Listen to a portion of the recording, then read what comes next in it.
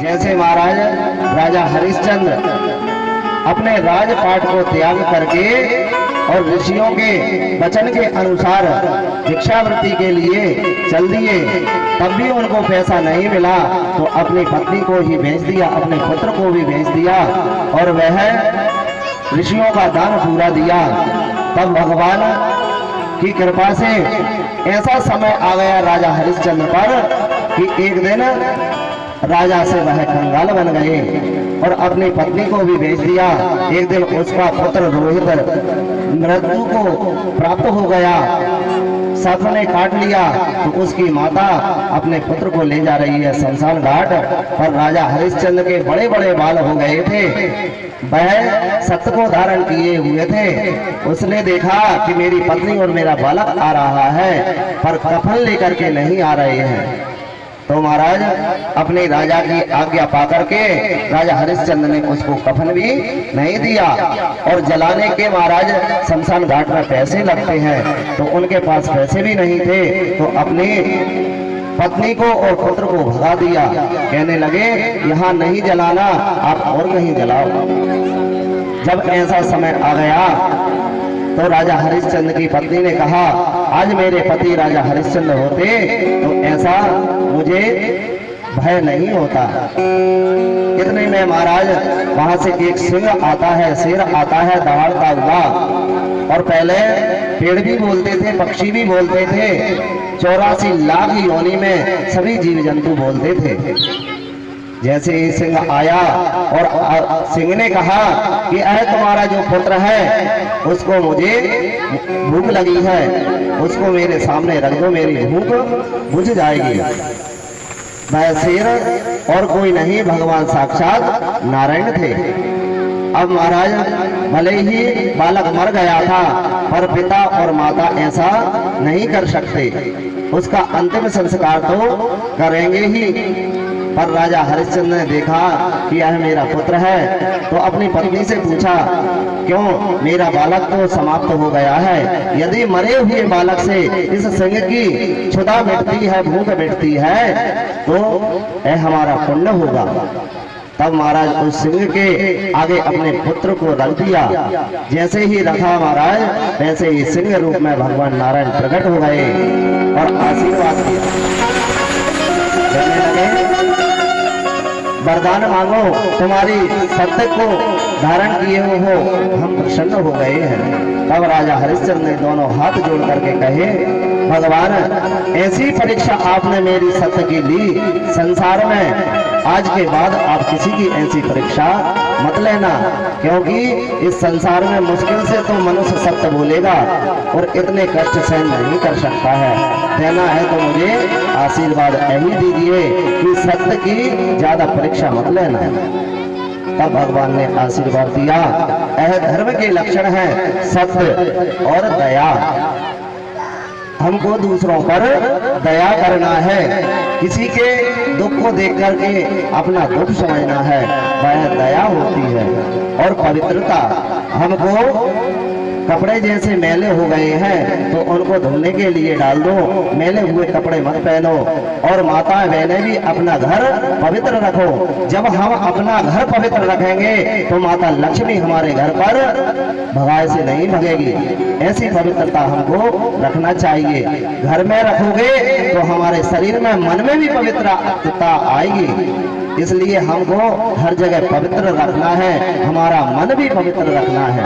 यदि घर पवित्र रख लिया और मन आपका मैला है तो महाराज लक्ष्मी जी आने वाली नहीं है, क्योंकि महाराज लक्ष्मी जी तो सब जानती हैं कैसे कौन उनको भजता है। और इस संसार में सभी लोगों को लक्ष्मी की आवश्यकता है, क्योंकि तुम बिन यज्ञ न होते, खान पान का वैभव सब तुमसे आता, और मन भी नहीं घबराता जब लक्ष्मी माता पास में होती है। तो यदि आपका मन घबराता है तो जरूर किसी न किसी प्रकार से आपको लक्ष्मी की दिक्कत है।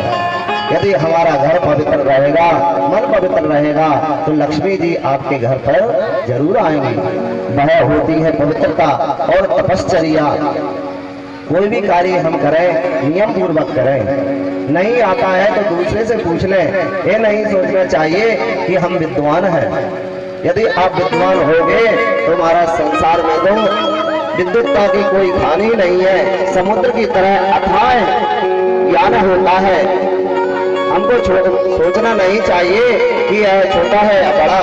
यदि हमको ज्ञान मिल रहा है तो छोटे से भी ज्ञान ले लेना चाहिए, तभी वह तपश्चर्या होती है। और प्रतीक्षा जो भगवान ने आपको दिया है उसमें संतुष्ट रहने की कोशिश करें। जैसे कि महाराज यदि आज भगवान का कोई पूजन करता है, उसको गांव वाले ना शहर वाले सब कहेंगे बड़ा भगत बन रहा है, बड़ा तपस्वी बन रहा है, भगवान से क्या चाहिए। अरे भाई तुम उनको करने दो, उनके धर्म में टांग क्यों अड़ाते हो। यदि उनको करना है तो करने दो, आपसे नहीं बनता है तो भगवान के कार्य में विघ्न मत डालो। तो यह सब हमको सोचना चाहिए। और जितना हो सके यदि वो 1 लोटा जल चढ़ाता है तो आप 2 लोटा जल चढ़ाओ, तब तो आपकी विद्युत्ता कहलाने लायक हो। नहीं तो इस संसार में सभी मूर्ख ही मूर्ख हैं, क्योंकि उपहास सभी करते हैं, हम समझते नहीं है। क्योंकि महाराज उसको हम मंदिर जाने से ही रोक देते हैं। यदि कोई कहता है चलो कथा में चलें, तो कहते हैं रुको थोड़ी सी गाय लगा ले, बासोदा जाना है, विदिशा जाना है, आज नहीं कल जाएंगे। जब कल कहोगे तो कल कहेंगे आज मैंने रोटी नहीं खाएंगे, रोटी खा लूं फिर आता हूं, आप चलो। तो ऐसा नहीं करना है। जहां जहां भी ईश्वर की भक्ति हो, आरती हो, हमारे कानों को तक वह आरती सुनाई दे, ऐसी जगह पर खड़े हो जाओ, भले ही मंदिर मत जाओ, पर हमारे कानों में वह आरती भजन भगवान का पूजन हमारे कानों तक आना चाहिए, तभी हमारा मन पवित्र होगा। जैसे करते तो सभी हैं पर नियम पूर्वक नहीं करते। एक व्यक्ति शहर गया, उसने एक चिप्स का पैकेट खरीदा और खाकर के उसको रोड पर फेंक दिया। अब जैसे ही कुछ समय पश्चात वह व्यक्ति आया तो उसने जहां वो चिप्स का पैकेट फेंका था वहां महाराज भूरा लग गया और भी कचरा पड़ गया। वही व्यक्ति फिर क्या कहता है कि देखो संसार में कैसे कैसे भांति के लोग हैं, यहाँ कचरा डाल करके चले गए हैं। अरे महाराज आपने पहले नहीं देखा कि मैंने ही एक चिप्स का पैकेट यहाँ डाला था, तो आज यहाँ कचरे का पहाड़ बन गया है। हमको सोचना चाहिए, तभी हमारी भगवान में प्रीति होती है। ऐसे ही महाराज चलते हैं। सुखदेव जी कहते हैं महाराज प्रहलाद जी को वरदान देकर के जब ठाकुर जी जाते हैं तब प्रार्थना करते हैं और प्रहलाद जी अपना राजपाट संभालते हैं।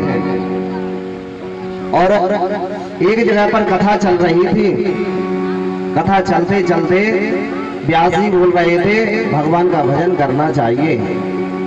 अब भगवान का भजन कैसे करें, तो व्यास जी कहते थे जय रघुनंदन कंस निकंदन देवी की शरणम तुम शरणो।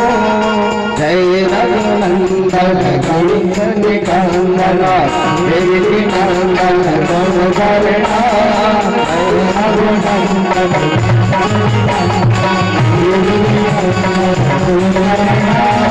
जय रघुनंदन कंस निकंदन देवी की नंदन तुम शरणो।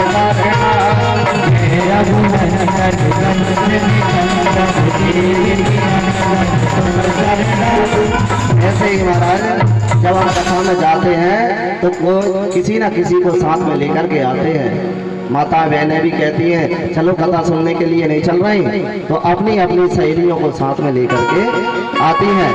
तो सभी भक्त भगवान का कीर्तन कर रहे थे, पर एक बहन जी कीर्तन नहीं कर रहे थे, क्योंकि उनने सुना था कि पति का नाम मुख से नहीं लेना चाहिए और उनके पति का नाम देवकी नंदन था। तो वह बहन जी चुप बैठी है। जब व्यास जी ने कहा क्यों तुम क्यों नहीं गा रही हो, तब वह शर्माई और कहती है चलो हम भी गाते हैं। तो क्या कहती है जय रघुनंदन कंस निकंदन चंपा के पापा तुम शरणम। वो बहन जी अपनी कीर्तन अलग कर दी तो क्या कहती है? जय रघुनंदन कंस निकंदन चंपा के पापा